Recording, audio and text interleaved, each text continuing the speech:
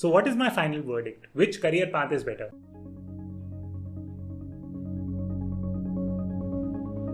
Hi everyone, welcome to today's video. So today we are going to compare the career path in investment banking with management consulting. Now both these career paths are extremely lucrative and these offer a range of opportunities for students. So I thought that I would shoot a video and compare both these options in a more systematic manner and give you my final verdict. Which career path do I consider to be better? So I will cover 6 specific points on this video. 1. I will help you understand the nature of work in investment banking and management consulting. Second, we are going to understand the working hours and the lifestyle involved in both these career paths. Third, we are going to take a look at the exit options and exit opportunities. Once you get out of investment banking and management consulting, what type of jobs you can get. Fourth, we will analyze what type of profiles and people get into these type of career paths and what are some of the key skills and core skills required. Fifth, we will talk about money, the salaries, how much money do you make and which career option gives you better salaries. And finally, I will leave you with some quick inputs and tips as to how to get into both these career paths. So let's get this video started.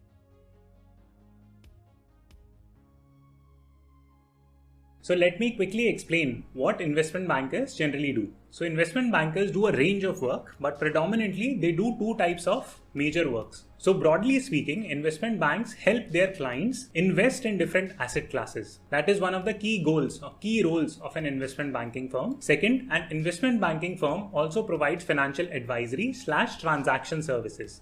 For example, if there is a major company like Zomato or Bumble and if it wants to enter the stock market, then investment bankers will help these companies get to the stock market. They do something called as underwriting.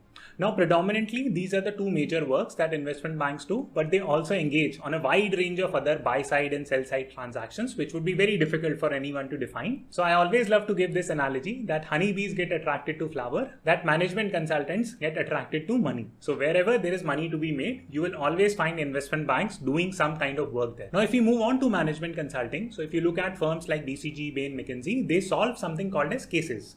Now, cases are business problems. So imagine that Amazon comes to McKinsey and says that, hey McKinsey, we want to start a new venture where we will take people from Earth and put them on Mars. So can you help us design a business strategy or a business plan for such a venture? Now, this is business analysis and this is a broad business analysis, and firms like BCG, Bain, McKinsey solve these kind of business cases. So this is the primary difference, that investment banks do finance oriented work and it's more focused work. And management consulting firms solve a broad range of business problems. This can be related to space travel, this can be related to retail, this can be related to oil and gas and a range of industries. Now, if we look at the lifestyle of investment bankers and management consultants, I would say that both live a very comfortable life from a monetary compensation perspective. They also have a very hectic lifestyle. But just to give you some numbers, so an average working week for an investment banker, a 5-day average working week would be somewhere around 65 to 70 hours. It can change depending on your role and the type of deal that you're staffed on. Usually mergers and acquisitions deal are considered to be very hectic, and investment bankers have spent approximately 90 to 100 hours per week also when they work and get staffed on such deals. On the flip side, the management consulting lifestyle is slightly less hectic. On an average, a management consultant would spend 55 to 60 hours a week working on a case. Now, this again depends on the type of office that you have been staffed on the type of project. A general rule would be that investment bankers spend somewhere around 65 to 70 hours and management consultants spend 55 to 60 hours a week. Now, this might look like a very minor difference, but you need to keep in mind when you spend those 10-15 additional hours a week, it can really cut into your sleep, eating routine, it can disturb your mental peace and sleeping patterns. So keep that in mind. That is a very important consideration to be aware of. You also need to notice that management consultants tend to travel a lot. Now, this is coronavirus times. Of course, management consultants are not traveling that extensively, but the general routine at McKinsey, Bain, BCG is that every Monday you would take a flight from your home city and then you will go on to the client location. You will work out till Thursday, and on Friday or Thursday night, you will come back and spend time with your family over the weekends. Now, investment bankers do not engage extensively in travels, generally speaking, but they also get to travel. But bottom line is that traveling can somewhat be an advantage and disadvantage in management consulting. Advantage in the sense that you get get to explore new cities. Disadvantage could be that you have to spend time away from your family. On the flip side, in case of investment banking, just the working hours are very hectic. The second point that you need to notice in terms of lifestyle is that the work of investment bankers is very, very focused. Let me explain that via an example. So you might have watched a show called as Shark Tank. Now there, several entrepreneurs come and they pitch in front of Mark Cuban and Kevin O'Leary and they get a deal done. Now, you just watch the front end of the show that, hey, the deal has been finalized, but someone needs to verify that deal, that, hey, is the entrepreneur giving out the right numbers? Is the entrepreneur giving the right profit numbers, revenue numbers, cost numbers? Do they actually have that existing business in place? Do they have the legal regulations and permutations and combinations in place? Do they actually have the patents in place? So all this is called as due diligence, and this is a highly focused work that investment bankers generally tend to do. So the work in investment banking tends to be very, very focused. Please keep this in mind. This can both be an advantage and disadvantage. If you're someone who does not like doing too many finance oriented things, and if you have become an investment banker, you would hate the work. So keep that in mind. On the flip side, if you enjoy doing broad business analysis and case solving and interacting more with client, then you would enjoy working in consulting. So now, since I have briefed you on these major points, you must really ask yourself a question that, hey, is the lifestyle both of a management consultant and investment banker sustainable? So I would love you guys to comment in the comment section. Do you think that this lifestyle is sustainable, where you're working more than 60 plus hours a week? So just a final note from my side that many of you might get scared that, hey Akshat, you are saying that, hey, investment bankers and management consultants work round the clock and they probably do not even sleep. No, nothing like that. They are very efficient people. You also need to keep in mind that if you're looking at any high-end career path, be it investment banking, management consulting, VC, private equity, hedge fund jobs, any high-impact work is going to demand a major part of your life. So it's very important that you see this from a pragmatic point of view. You need to understand the fact that when you're starting your career path, you're going to spend insane amount of time gathering skills and gaining skills. Both investment banking and management consulting career paths are wonderful from that angle that they help you develop these core skills. Yes, on the side, it is there that your personal life suffers a little bit, but this is something that you can get over with in terms of exit opportunities that both these career paths provide.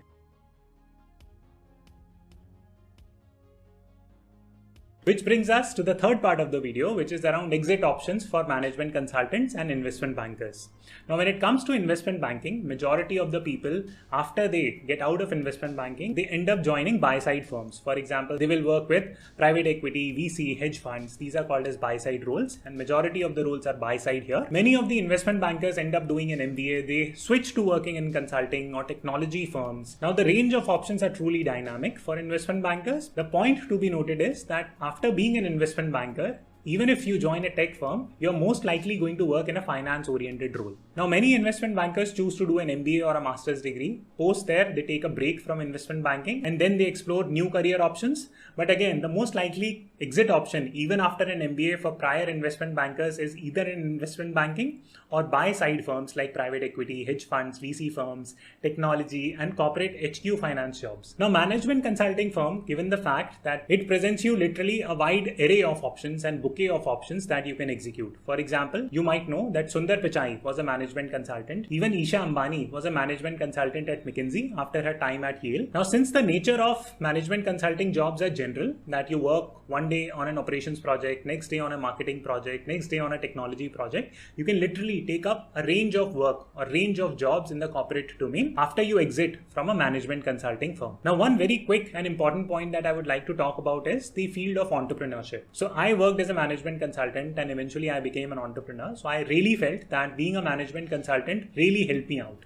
I was able to analyze businesses from a wide range of perspectives. I could incorporate marketing perspective in the ventures that I run. Now I invest in different startups. So having worked in management consulting gives me the business sense and that wide breadth and understanding of business domain to make the right type of investments that I'm looking to make. Now I'm not saying that investment bankers do not have a business sense. They of course do. But the point is that investment banking work is highly focused on finance. So compared to management consultants, their broad business skill is not that strong.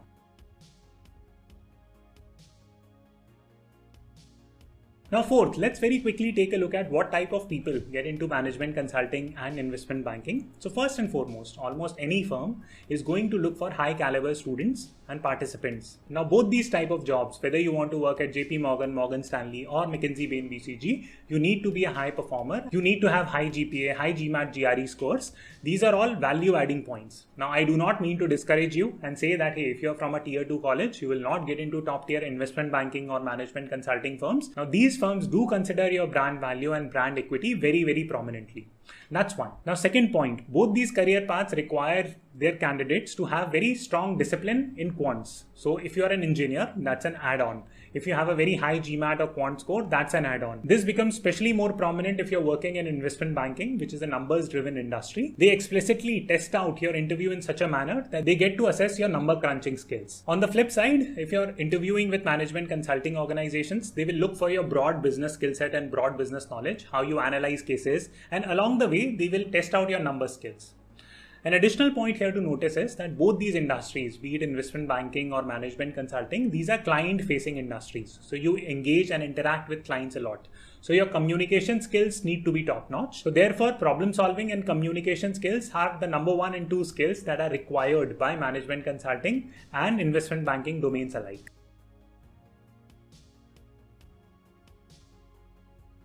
Now comes the interesting part, which is about money. So how much money do you make if you're working as an investment banker vis-a-vis if you're working as a management consultant? So let's first talk about management consultant. Now, of course, there are different hierarchies. If you're just joining a management consultant as an analyst right after your undergrad, then you will make approximately 10 to 12 lakhs in Indian rupees. Now, if you join a management consulting organization as an associate, which is usually a post given out to master's level degree students, that is an MBA student or an MPP student, then you will make somewhere around 25 lakhs INR as the base pay. Investment banking salaries are much higher. They are approximately 30% higher compared to consulting job salaries. For example, if you work as an analyst at JP Morgan in India, then you will make somewhere around 15 lakhs and even your bonus would kick in early.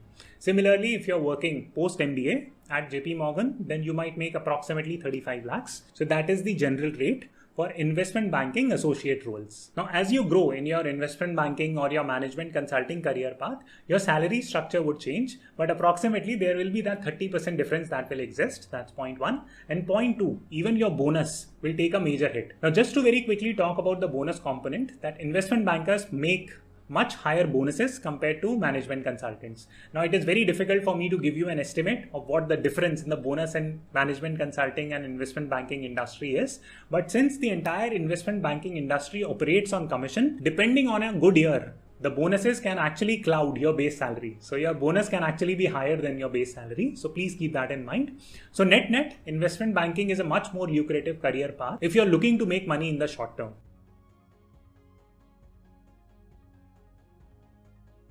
Now this brings me to the final part of the video, that what type of people get in and what are the skills. I briefly touched upon this earlier in the video, but let me just quickly give you a quick summary here. Now first and foremost, there is high mobility from investment banking to management consulting. For example, a lot of investment bankers after their MBA become management consultants. Similarly, a lot of management consultants after graduating from business school end up working on the buy side roles. Not necessarily in investment banking, but they can explore options in venture capital and private equity funds. So what I'm trying to get at is that both these career paths have a strong confluence, so to say, and as a result, the recruiters look for similar kind of skills. Just to very quickly summarize, number 1, they will look at your brand value. So if you have an option to go and attend a top tier master's program or a bachelor's program, do it. That's really useful. Number 2, build your quantitative abilities. That is again going to point to your recruiters that you're someone who is comfortable with numbers. Number 3, be a very good people's person and improve upon your communication skills. Number 4, if you are someone who enjoys finance and is very active in finance and interested in finance, develop your core finance skills if you want to work in management consulting. On the flip side, if you're someone who is confused about his career and not sure what you would eventually want to do, then being in management consulting can give you great exposure and learning environment to develop your understanding about the entire business world and then subsequently make a choice to move into VC or private equity space.